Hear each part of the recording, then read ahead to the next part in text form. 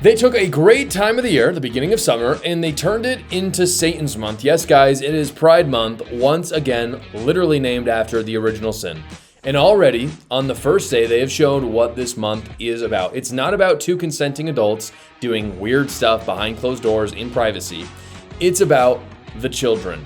Sesame Street has posted some shocking things over the years. I think a lot of people forgot about this. Sesame Street posts some wild stuff trying to groom children around Pride Month. I'm going to show those videos. But before that, let me show you the post that they put out today. This is from Sesame Street. Again, a program that is meant for people 3 to 5 years old. Very young kids. By the way, funded by our government. This is what they said. If you can't see it, it says, on our street, everyone is welcome. Together, let's build a world where every person and family feels loved and respected for who they are. Happy #Pride Month. And you can see all of the characters holding hands, and it creates a pride rainbow. And this is a simple question that I have for PBS, who, by the way, is getting sued by the Trump administration. Thank goodness. My question is, what do small children have to do with Pride Day or Pride Month? None of them, not a single one, is old enough to appropriately think about anything remotely sexual. None of them are old enough to think about anyone else's sexuality. That should just be completely foreign to them. And can we please dispense with the lies like you can see in this, where it says it's about loving everybody? That's not what it's about, because there's plenty of great things that say, yes, we should love people. This is about sexuality. This is about other sexuality other than being straight, which, by the way, I don't think a children's program should even be talking about straight sexual things in the first place either. But talking about gay stuff is insane, and everyone knows that. So again, what's the point, PBS? And obviously, it's grooming. It's very obvious. That's what it is. This honestly isn't anything new. Take a look. I want to show you. This is a video from a few years ago where they bring a trans person on to introduce a new monster. As always, guys, please like this video and subscribe to my channel as well so other great patriots like yourself will see it. Here we go. Oh, it's uncanny. Ellen looked just like Jonathan Van Ness. Cookie Monster, Cookie. That is Jonathan Van Ness. Elmo, Cookie, are you ready to see my monster piece? Ready, Jonathan! Mama Bear, some runway music, please. Oh, yeah. People and monsters alike, a round of applause for the Not Too Late Show's newest monster. Disgusting. Disgusting. How is that normal? This was nowhere. This is not your child's or your grandchild's PBS. This is very different. This did not exist when I was watching PBS when I was 4 years old. Why would we want taxpayers to fund this as well? I mean, if this was a private Pride channel, I still think it's awful. I think it's child abuse, but they can have the freedom to distribute what they want, and then it's on parents to not be awful parents and show their kids this stuff. But this is public broadcasting. That's what it's called, the public broadcasting system. That's what it is.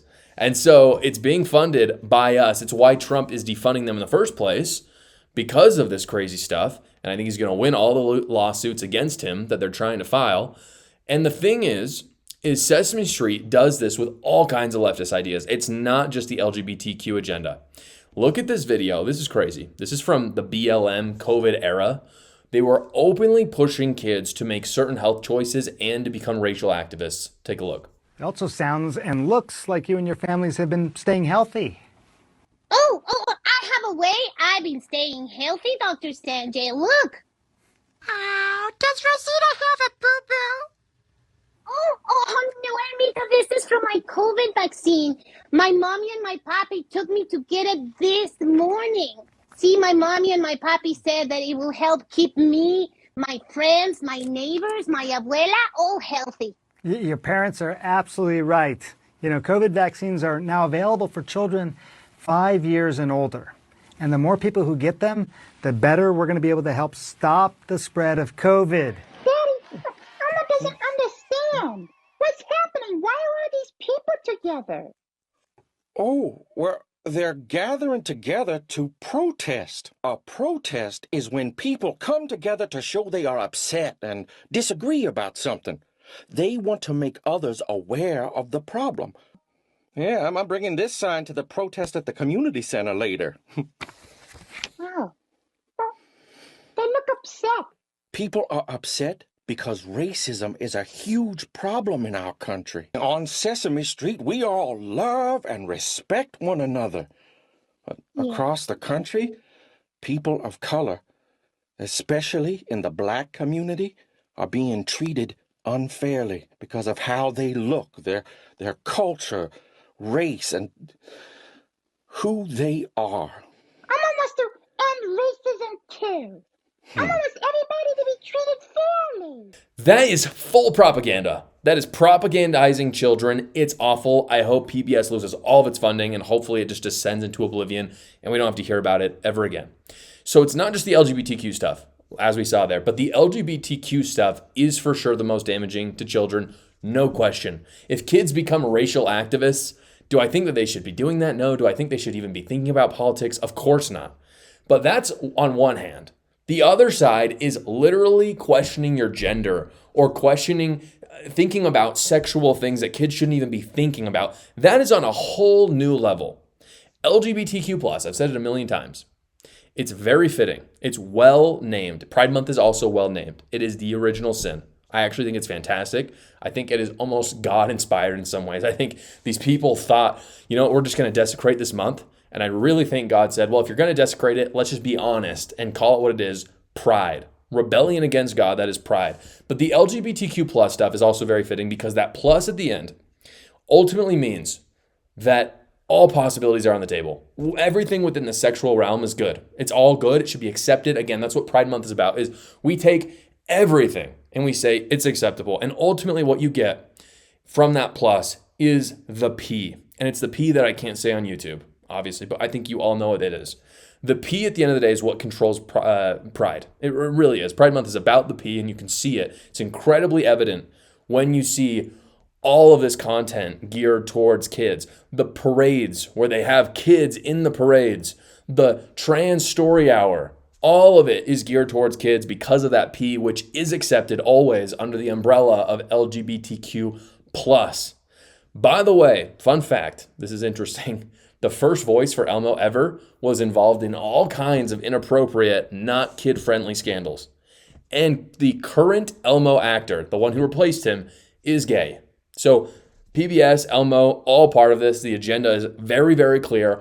All I have to say about all of this is defund PBS right now. Hey guys, one of my favorite things about this show is being able to interact with you guys directly, and that's why I've created my new Substack, which just makes that a little bit easier. Over there, we can do live chats, Q&As, and you get the daily news from my perspective, so it has my commentary and opinion. It just comes right in your email. Doesn't cost anything. You don't have to do any downloads, so go check it out right now. The link is in the description below. Atlas Intel is a polling firm. They were the closest polling to the actual results in 2024. They got the Electoral College completely right, and now they've just released some new polling for the Democrat and Republican primary in 2028, which again, a lot of people are like, well, that's in forever.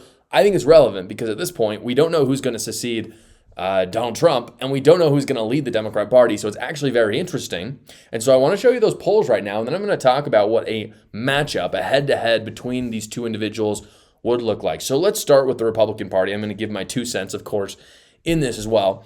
What we see here, and what you can see, is that Vance has a comfortable lead on top with 37.3%.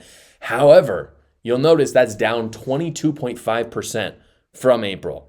The reason why I think that is, I think people are looking at his economic policy, which he's very pro-tariff, and they don't love that. And I think people are starting to understand who J.D. Vance is a little bit more. That's my 2 cents. He was at like 60% at one point. And so to be at 37%, he has a commanding lead for sure. But he, again, this could change a lot, and you're seeing the momentum not with him. Below him, we see Rubio, who had a massive uptick, I think very well deserved. I think Rubio has been the best member of Trump's cabinet. He's been the most pro-MAGA out there, not only in what he says, he's fantastic and all of that, but also what he's doing. So I think Rubio is going to be up there. Trump Jr., stupid, garbage. I'm sorry, no. No, we're not. This isn't a monarchy. We don't care. Your family doesn't automatically make you a good politician. Donald Trump Jr. is not going to run the country the same way as Donald Trump. I don't think he has the chops for it at all. He should not be on this poll at all. It's ridiculous. Anyone voting for Donald Trump Jr., no, stop.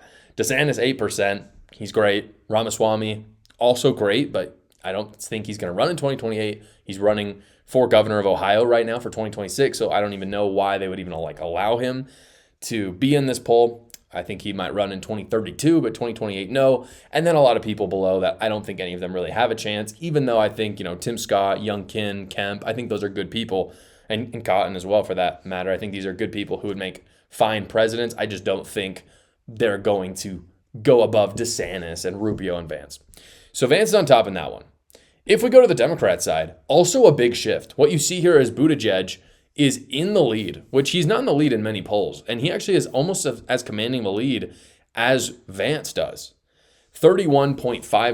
AOC is in a similar play. Ironically, it's Buttigieg at the top. And in a similar fashion, in similar numbers to Vance and Rubio, we have Buttigieg and AOC.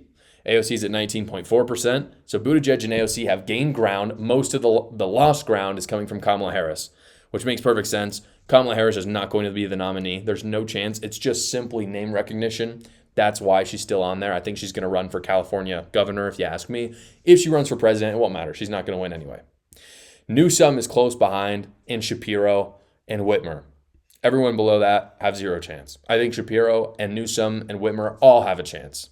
I think, and Booker is up there as well. Booker has no chance either. I don't know why he's on there.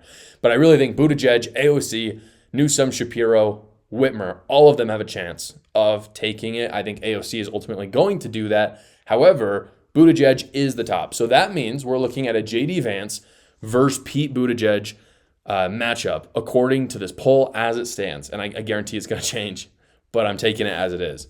I have to say, this is my analysis of this and who I think would win. I think Pete Buttigieg is a massive miscalculation for Democrats for this very simple reason. When it comes to a woman running for president, I don't think Americans care. I really don't. I think they would totally elect a very competent one. When it comes to a racial minority, like a Black American or a Hispanic American or an Asian American, I don't think Americans care. I think if there's a competent one, they could win, no problem. When it comes to someone who is incredibly openly gay, who literally has had children in a summer camp pledge allegiance to the pride flag, like Pete Buttigieg has, I do not think that anyone is up for that. I don't think moderate Republicans certainly would never vote for Pete Buttigieg. I don't think independents would vote for him. And I even think there's some Democrats that would not. Again, forget about Republicans right now. Obviously, none of them are going to vote for Pete Buttigieg. But I don't think moderate Democrats or independents are ready for that. I don't think they're going to do that as progressive, even as the Democrat Party has become. Pete Buttigieg is a very good speaker. But ultimately, I think the backlash to the radical LGBTQ agenda is fierce right now, very strong. We also have record low approval towards same-sex marriage as evidence of that. And I think Pete Buttigieg, would not be popular in the eyes of independents. I don't think he's going anywhere. And those are the consequences, again, of heavily pushed LGBTQ agenda over the course of the last decade, even 2 decades. Now, I don't think J.D. Vance is super fantastic either. Like, I think Pete Buttigieg would lose to J.D. Vance, but I don't think J.D. Vance is incredibly popular right now. His approval rating is not very high. He has some very troubling beliefs, I think, for most moderate Americans when it comes to foreign policy and the economy.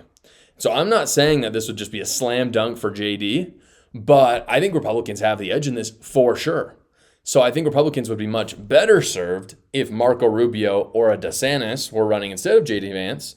But if Democrats do make the mistake of running Pete Buttigieg, I don't think it will matter what the Republican nominee is. I think Democrats will lose either way. The left is a cult, guys. I talk all about it in my newly released book, A New Cult. You can check it out right now. I talk about some crazy stories that you will definitely enjoy. I think they will shock you. I had a great time researching it, great time writing it. Go check it out right now. The link is in the description below. Thank you so much for watching, everybody. Please like the video and subscribe to my channel so other great patriots like yourself will see it. And you can tune in every single weekday at 6 p.m. Eastern Time for the live show, or you can check out another video right here.